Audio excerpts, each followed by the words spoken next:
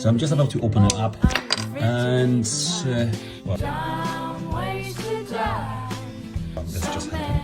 Look at these sockets. They've got such weird bubbles on them. You know, they haven't been exposed to any heat damage or anything like that. It's just, I know there's a missing light like this one here, but this is broken because client tried to remove the fuse. So far, we know that this fuse is supplying both of the appliances. 13 amp fuse is 3 kilowatts. Both of these appliances is more than 3 kilowatts, but we don't know what this is doing. Perhaps this is doing these lights, but I was not able to verify that because that looks like maybe low voltage of some sort, but there's no power at the moment. So maybe a fuse gone here as well.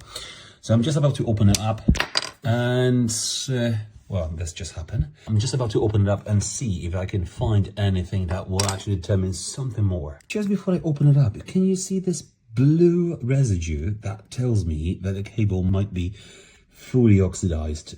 Like there in the corner, you see just about a bit of a blue. So I'm expecting it will be quite moisty.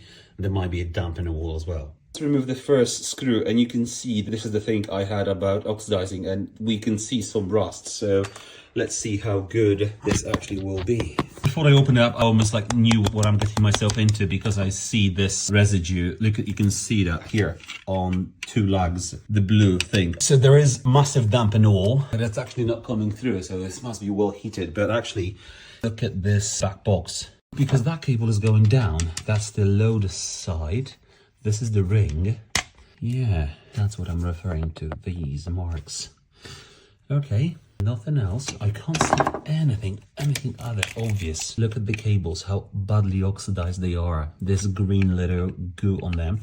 I'm gonna scrape that one off. Look at this light here. That wasn't on just a moment ago. Look what's gonna happen. And the cables are properly in. It was going, it was on and off. But yeah, you can see it now is off, now is on. The theory, number one, is obviously it's fully oxidized, so this is whatever the components of the insulation at the time plus the extreme damp and corrosion exaggerated the oxidation on the cables. We'll go into attempt to clean it and re-terminate into brand new, but it's so bad and so severe that if you can imagine two cables touching each other, where they touching is fine, but anywhere around they don't have a good contact.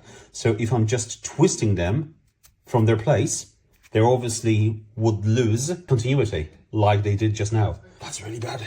I just managed to free the cables up from it and you can just about to see in terminations like how rusty they are.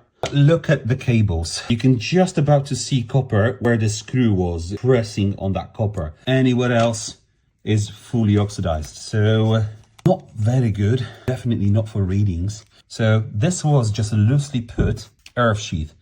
And look how badly affected is this earth cable.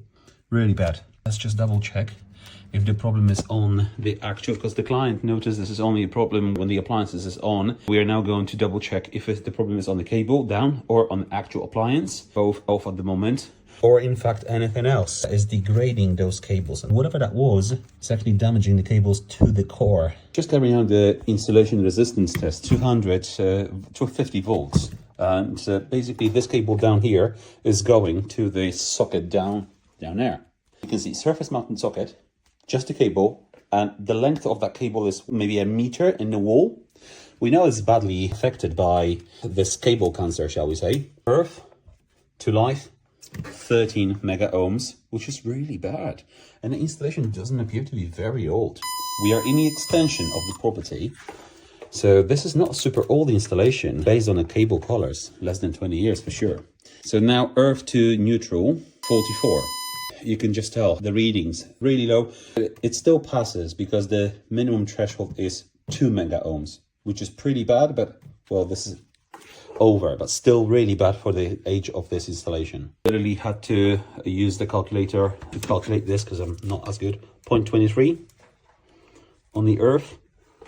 And there's nothing. Okay, we got that short on the left hand side, so we're gonna open that socket now. I've opened this socket and actually this short cable that's about 15 centimeters long. From here to here, I got 30 mega ohms between live and other conductors, which just that little cable is really affected. It's a slotted screwdriver and I'm not getting any traction on this screw. I can't, it's just really barely, so I need to cut the cables. There's just no other way.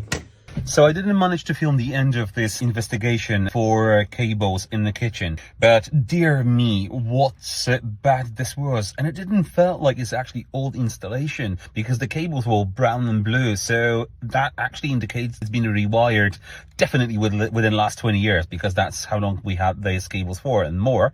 But it actually, the whole extensions, that was extension to the property, and I've went into the fuse boards, divided this ring into two separate circuits, told the client one side of this ring circuit was good. I was getting about 200 mega ohms, which is pretty good. And the other one, which had a few more appliances on, it was quite bad. It was below 1 mega ohm. And what that means is we put the power back on, and I divided that equally in terms of the appliances. For this client, I've told him it will happen eventually. It may happen in the next week, next month, or it can happen in the next year time, and this will trip. So I've already told him that this needs to be done, and luckily everything is on the one wall, so we can just go in, rewire this really, really easily.